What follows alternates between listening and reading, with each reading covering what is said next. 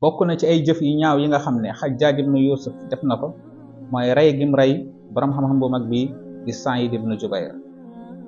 Saïd ibnu Jubayr ku contrôle Hajjaaj la contre ni muy doxalee ndax jéngte ak tooñ ak jaay doole gim gisoon ci doxalinam.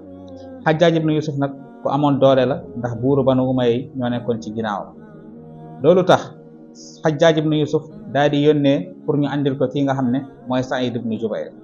dañ ko andilee Saïd ibnu Jubayr nag ku dëgëroon la ku amoon fit te it nag ku contre Hajjaaj la ba tax mu doon ànd ak kii di Abdurrahman ibnul Ash'ash mi nga xam ne moo doon def sawra bi nga xam ne moo doon dal ci kaw waa Banu Umayya ngir ñàkk rafetlu seen doxalin.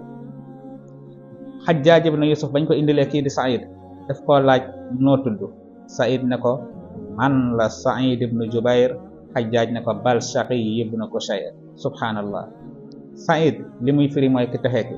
Hajjaaj ne ko déet yow kay ne ko Saïd waaye ku texee ni. Hajjaaj laaj ko ndax da ngay dégganteeg kii nga xam ne mooy Mus'ab ibnu Zubayr da ngeen di yónnante ay bataaxal. Saïd ibnu Zubayr ne ko Mus'ab ibnu Zubayr de binduma ko benn bataaxal waaye maa ngi jot ay bataaxal yu bàyyeekoo ci moom. mu laaj ko position am ci doxalinam ak ndax dafa ànd ak kii di Abdurrahman ibnu Ash'ash. Saïd ne ko moom laa àndal musuma ànd ak yow te duma mësa ànd ak yow fekk yaa ngi ci sa njàng teg. Hajjaaj ne ko ndax bëgg nga ma baal la ndax bëgg nga ma jéggal la.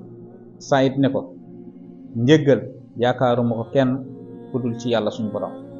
Hajjaaj mer ne ko léegi tànnal naka nga bëgg ma rayee la ma rendi la wala ma daaj la. Saïd ne ko noo ma rayee baax na waaye yëgal ni dinaa layoog yow ci kanamu suñu borom subhanahu wa taala te maa ngi ñaan yàlla boo rayee te kenn sama ginnaaw rey gi ngay rey nit ñi yàlla na yem ci man. ci noonu Hajjaaj daal di mer daal di yebal gaa yi pour ñu rendi ko. kon nii la Hajjaaj reyee kii nga xam ne mooy Saïd ibnu Jubayr al Asadi ci atum 95 ci gàddaay gi yem ak 714 ci miladiya. waaye nag moom Hajjaaj ginnaaw ba mu reyee Saïd ibnu Jubayr dundul ci ginnaawam lu bëri nee nañ 15 jours wala 40 jours donc la def ci ginnaawam ci la am lu mu lekk. loolu bàyyiwu ko def ko ab feebar ba nim ñàkkee bakkanam moom Hajjaaj. waaye lu jiitu muy ñàkk bakkanam fan yooyu saa bu tëddee guddi rek day gént gis kii nga xam ne mooy Saïd ibnu Jubayr di ko yuuxu naan ko yaa aduwallah li ma qataltani yow noonu yàlla bi lu tax nga rey ma ci lan nga ma rey foo teg rey gi ma rey. bu yeewoo muy yuuxu moom it moom Hajjaaj naan maa lii wali Saïd ibnu Jubayr maa lii wali Saïd ibnu Jubayr. nii la nekkee ba nim ñàkkee bakkanam. dinañ ñëwaat ci yeneen partie ci histoire Hajjaaj ibnu Yusuf as-Saqafi ci jaanib ijaabi bi ak jaanibu salbi bi. Hajjaaj am na lu mu def ci lu baax am na lu mu def ci safaan yooyu yëpp des na ko détaillé incha allah. wassalaamu aleykum wa rahmatullah.